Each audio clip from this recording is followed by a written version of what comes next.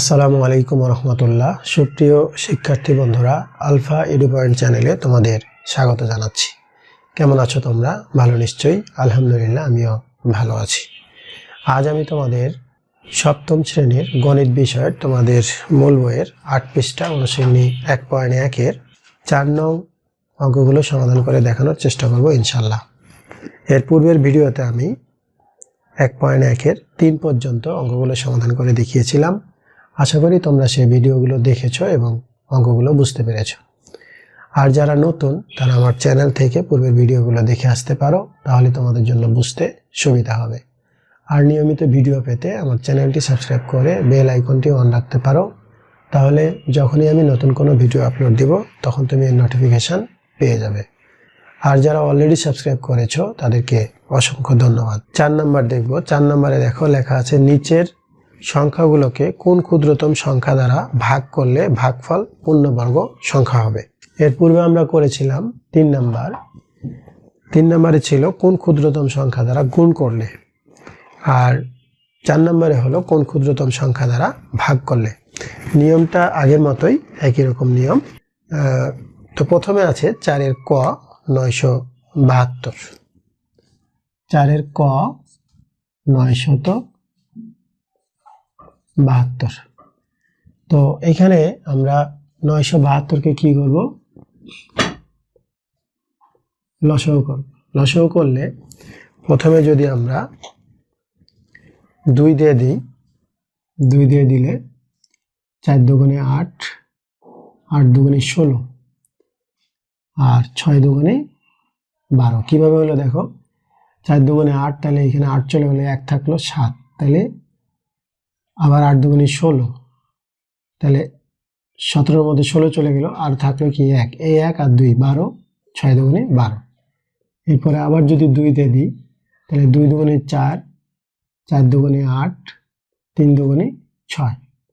এরপরে 3 দিয়ে যদি দিই, 3 8-এ 24, আর 3 1-এ 3। আবার যদি আমরা 3 দিয়ে দিই, 3 27-এ 81, অর্থাৎ 3 দুগুণে 6, 3 7-এ 21। আবার যদি 3 দিয়ে দিই, তাহলে 3 9 27, আবার 3 দিয়ে দিলে 3 3-এ 9। এটা আমরা পেলাম। এখন সবগুলো এগুলো লিখতে হবে। তাহলে 2 পেয়েছি কয়টা? 2, 2টা। 3 কয়টা? 2 4 5টা। আচ্ছা, এখন তোমরা এইটাকে রাফ হিসেবে করে দিতে পারো, যে এখানে দিয়ে এটাকে রাফ হিসেবে করে দিতে পারো, করে দেখাইতে পারো। তো যদি 1 নম্বরে থাকে তাহলে অতটুকু করে না দেখালেও চলবে, আর যদি 2 নম্বরে থাকে তাহলে একটু করে দেখাতে হবে। অর্থাৎ 2 নম্বর বলতে আমি বোঝাচ্ছি সৃজনশীলে ক খ নম্বরে যদি থাকে। তো এখন এখানে লিখব যে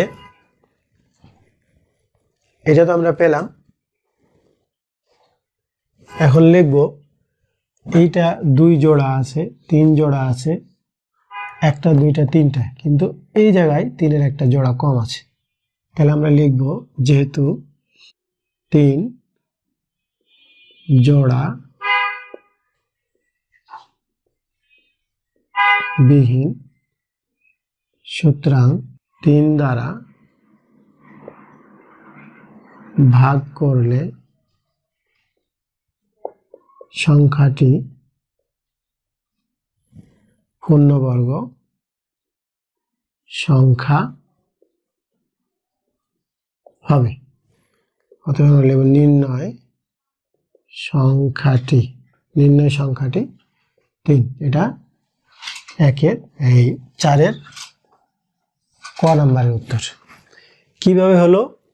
এখানে দেখো, প্রশ্নে বলা হয়েছিল যে কোন সংখ্যা দ্বারা ভাগ করলে সংখ্যাটি পূর্ণবর্গ সংখ্যা হবে।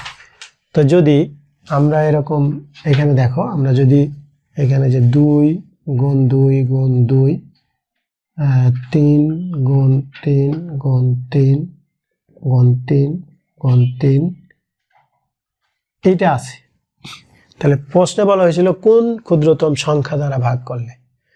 তাহলে কোন সংখ্যা, এই যে এখানে যদি আমরা 3 দিই, এই 3 3 কেটে যায়, তাহলে এটার জোড়া থাকে, এটার জোড়া থাকে, এটার জোড়া থাকে, তাইলে এটা পূর্ণবর্গ হয়। অর্থাৎ যদি আমরা 3 দিয়ে ভাগ করি, অর্থাৎ 3 যেহেতু জোড়াবিহীন, আর নিয়মটা কি, যেটা জোড়াবিহীন থাকবে ওটাই, তাহলে 3 জোড়াবিহীন, সুতরাং 3 দ্বারা ভাগ করলে সংখ্যাটি পূর্ণবর্গ সংখ্যা হবে। এটি 4-এর ক নং অঙ্কের উত্তর। এরপরে 4-এর খ নাম্বার। খ নাম্বারে আছে 4056। 4056 2 দিয়ে ভাগ দাও। 2 দিয়ে ভাগ দিলে 2 দুগুণে 4 শূন্য, 2 দুগুণে 4, 8 দুগুণে 16। আবার 2 দিয়ে দিলে 2 কে 2, তা শূন্য, 2 কে 2, 4 দুগুণে 8। আবার 2 দিয়ে দিলে 5 দুগুণে 10, একটা শূন্য, আর 7 দুগুণে 14। এরপরে যদি আমরা 3 দিয়ে দিই, আচ্ছা এরপরে যদি 3 দিয়ে দিই, তাহলে 3 একে 3, 3 6 18, 3 9 27। এরপরে যাবে হলো 13 দিয়ে, কারণ 13 কে 13 দিয়ে গুণ করলে কত, 169। অর্থাৎ আমরা পেলাম যে 4056 সমান পেলাম 3টা 2, তারপরে একটা 3, 2টা 13। তাহলে এইটা জোড়া আছে, এটা জোড়া আছে, এই 2টা জোড়া নেই। তাহলে আমরা লিখব যে যেহেতু 2 ও 3 জোড়া বিহীন, সুতরাং 2 গুণ 3 বা 3 দুগুণে 6 দ্বারা ভাগ করলে সংখ্যাটি পূর্ণবর্গ সংখ্যা হবে। এটি হলো 4-এর খ নং অঙ্কের। এখন 2 1 9 5 2, এটাকে যদি আমরা প্রথমে 2 দিয়ে দিই, তাহলে 2 কে 2, আর এখানে হলো 9 দুগুণে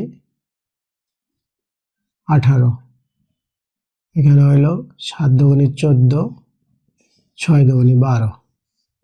আবার যদি 2 দিয়ে দিই, তাহলে 5 দুগুণে 10, 4 দুগুণে 8, 8 দুগুণে 16, আবার 8 দুগুণে 16। আবার যদি আমরা 2 দিয়ে দিই, তাহলে 2 দুগুণে 4, 7 দুগুণে 14, 4 দুগুণে 8, 4 দুগুণে 8। আবার যদি 2 দিয়ে দিই, তাহলে 2 কে 2, 3 দুগুণে 6, 7 দুগুণে 14, 2 দুগুণে 4। আবার যদি 2 দিয়ে দিই, তাহলে 6 দুগুণে 12, আর 8 দুগুণে 16, 6 দুগুণে 12। আবার যদি 2 দিয়ে দিই, তাহলে 3 দুগুণে 6, 4 দুগুণে 8, 3 দুগুণে 6, 343। এবার দেব 7 দিয়ে। 7 দিয়ে দিলে 4 7 28, থাকলো 6, 7 9 63। তাহলে আবার যদি 7 দিয়ে দিই, তাহলে 7 7 49, এটা পাওয়া যায়। আচ্ছা, এখন এখানে আমরা কোনগুলো লিখব, এইগুলো লিখব। তাহলে এখন লিখব যে অতএব 21952 সমান আমরা কি পেলাম, 1 2 3 4 5 6টা 2, 2 গুণ 2 গুণ 2 গুণ 2 গুণ 2, 2 4 6টা 2, আর পেয়েছে 3টা 7, 7 গুণ 7 গুণ 7। তাহলে এটা জোড়া হয়, এটা জোড়া হয়, এটা জোড়া হয়, এটাও জোড়া হয়, লাস্টে একটা জোড়া হয় না। তাহলে আমরা লিখব যেহেতু 7 জোড়া বিহীন, সুতরাং 7 দ্বারা ভাগ করলে সংখ্যাটি পূর্ণবর্গ সংখ্যা হবে। অতএব নির্ণয় সংখ্যাটি, সংখ্যাটি বলতে এখানে ক্ষুদ্রতম সংখ্যাটি 7। তার 4-এর গ নংয়ের উত্তর হলো 7। তো শিক্ষার্থী বন্ধুরা, আমি 4-এর এখানে 4 নম্বরের 3টি অঙ্ক ছিল, 3টি অঙ্কেরই সমাধান করে তোমাদের দেখালাম। নিশ্চয়ই তোমরা বুঝতে পেরেছো। যদি ভিডিওটি ভালো লাগে তাহলে লাইক, কমেন্ট ও বন্ধুদের মাঝে শেয়ার করতে পারো। আজ এই পর্যন্তই, কথা হবে পরবর্তী ভিডিওতে। সেই পর্যন্ত মহান আল্লাহ তাআলা আমাদের সকলকে ভালো রাখুন। আল্লাহ হাফেজ। আসসালামু আলাইকুম ওয়া রাহমাতুল্লাহ।